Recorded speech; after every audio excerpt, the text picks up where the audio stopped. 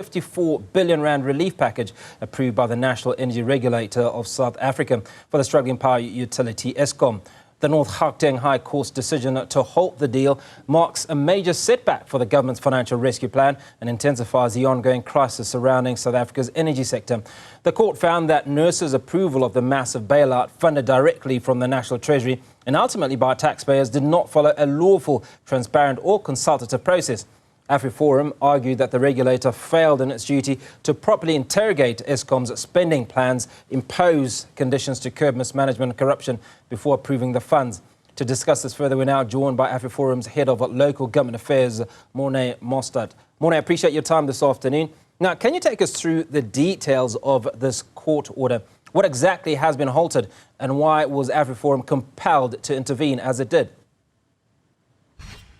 So it comes back to early in the financial year, Nersa approved a tariff increase for Eskom, which started at 12.7% for this year, then 5.3 and 6.1 for the following years. So that decision was welcomed by most parties. And then what happened was that Nersa and Eskom decided to take a review application against Eskom or against Nersa's decision. And the problem was that during this time, the different court cases that they started to settle these amounts without any consultation, without any approval, and they didn't actually tell anyone about this settlement. So it was done like behind closed doors. And if it wasn't for the media that actually exposed this matter, no one would have noticed these settlements. Now, these settlements already have an almost 9% increase for the two following years, or that is going to already impact consumers in this regard. So then AfriForum noticed that there was one additional court case that was still being considered, and we had no other choice but to join this matter. And because we want to join this matter, we want to have some form of transparency and accountability, not only from Eskom's side, but from the regulator's side. We must remember that the only reason why there is a regulator is to safeguard consumers. And by making these deals in the dark, they're not protecting the consumer. And the question then arises on what form of transparency is there with regards to these decisions if they only want to take this 45 billion and put it on the consumer. And for that reason, AfriForum decided to intervene, and that's why we are going to follow the legal process in this regard. Now, for the court found that Nersa's approval for the massive bailout, obviously funded by taxpayers, did not follow lawful, transparent or a consultative process. Does this then suggest that they can engage in a consultative process and still carry on with it? Yes, so I think the important part here is that this decision is not final. It has not been settled upon. And that's the reason why we intervened. We understand that if Nersa makes a decision and it's not useful to litigate up until the end of time, but what is important is there needs to be a consideration of this for 45 billion, not only on the fact that it was miscalculated, but we must remember that one of the main factors that was considered during its original decision was the fact of the impact it could have on consumers across the country. It's to no one's surprise, there is already economic strain in South Africa, and this decision would have a major impact on the poorest of the poor for South Africans currently. And so this is not just a mathematical equation. It has an adverse impact on consumers within South Africa. We are looking at, if this 45 billion is also increased, we're looking at a total excess of more than 25%, a quarter of the tariff that you're paying now, you're going to pay more. And it's this responsibility in terms of the Energy Regulation Act of Nersa to ensure that the electricity industry is healthy. It must also ensure the effectiveness and of Eskom. So thus it must do prudency tests on a recent, continually do prudency tests on Eskom to ensure that they are actually doing their part and that they are prudent and effective licensees. Only an effective licensees can recoup profit from the selling of electricity. And what we have seen of the past is that Eskom, as a power utility, does not meet that standard.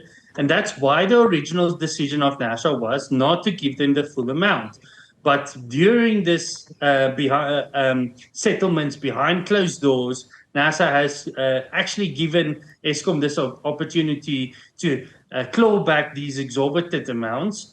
And that's the reason why AfriForum joined. We cannot sit back and just watch how this regulator, which ought to defend consumers, actually works together with Eskom. Now, Eskom claims that a 107 billion rand shortfall and continues to rely on tariff increases to stay afloat. In AfriForum's view, what are the real structural issues Eskom should be fixing instead of passing this heavy burden to consumers?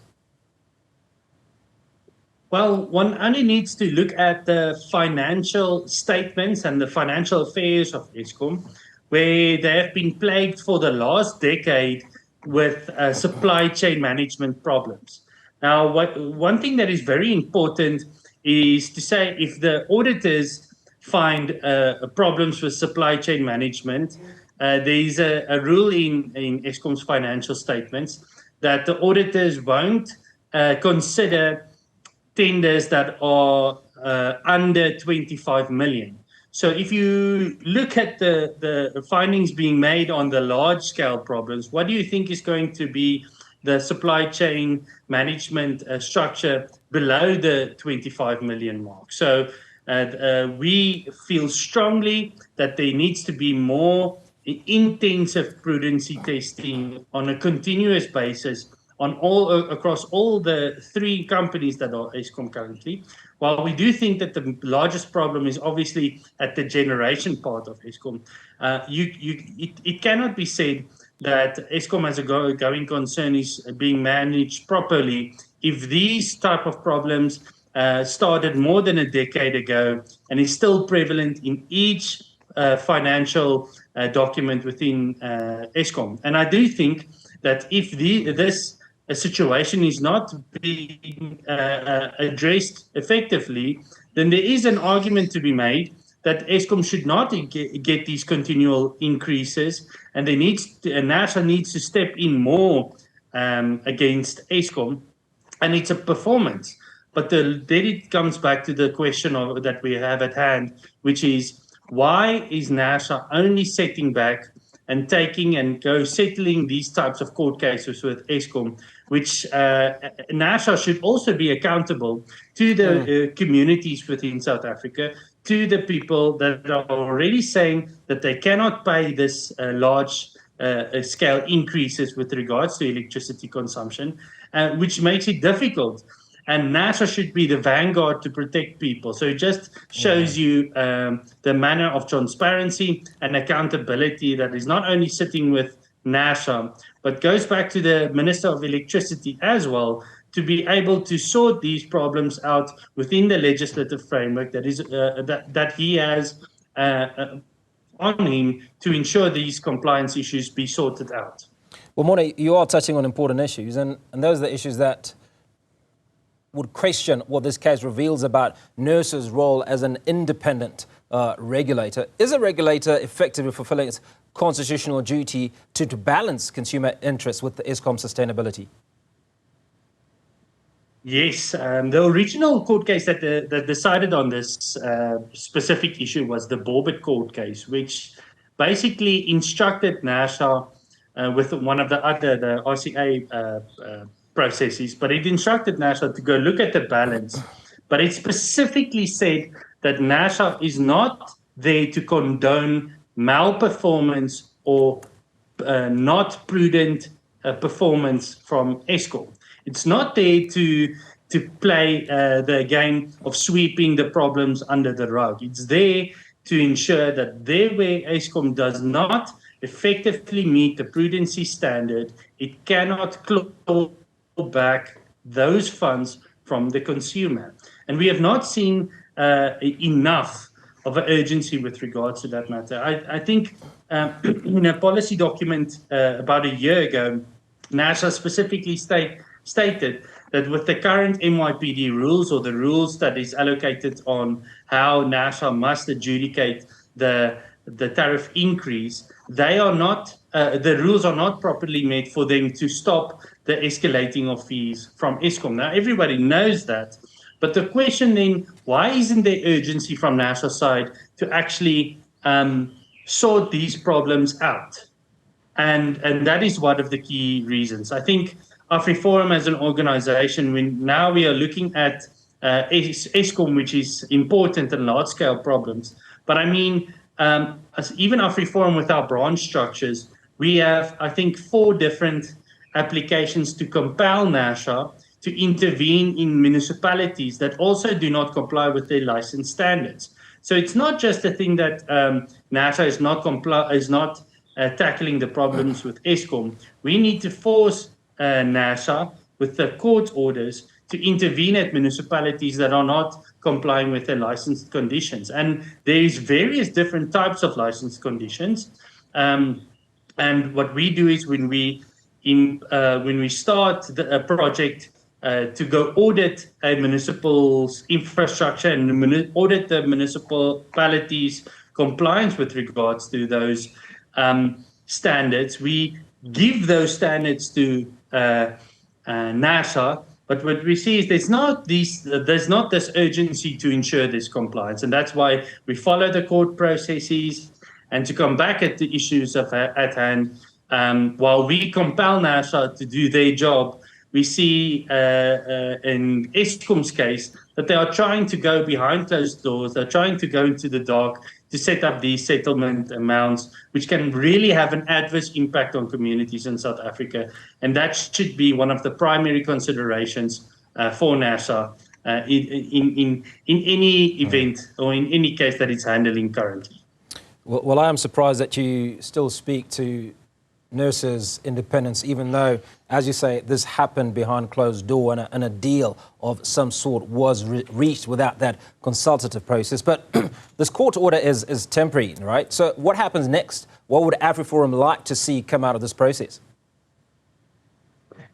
So we are currently in this process to gather all of the required information and to be able to ask the correct questions on why certain amounts are being proposed and for what reason Nersa is considering some of these settlement amounts.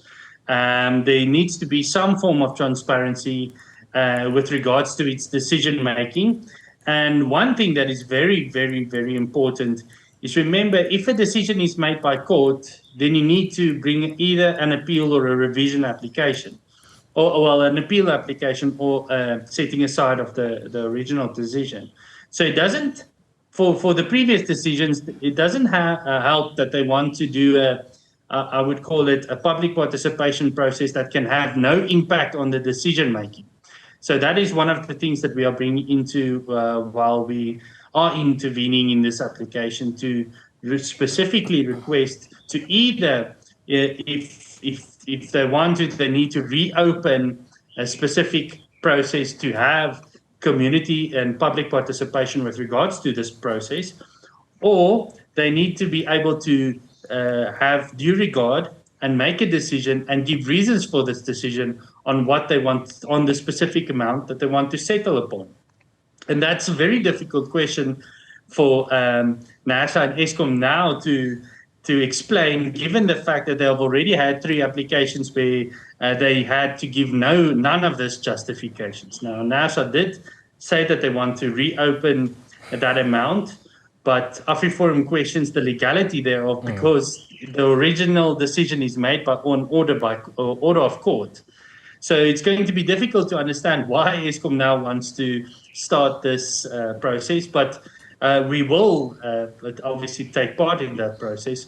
But it also gives us the correct standing and the correct approach to go this application and ask the correct questions to at least get some justification from both parties on why this 54 billion rand should or should not, or in what regard should it be implemented in Eskom's case. AfriForum successfully interdicting that controversial 54 billion rand relief package approved by the National Energy Regulator of South Africa and offering some relief to local consumers. And that was AfriForum's Head of Local Government Affairs, Morne Mostert.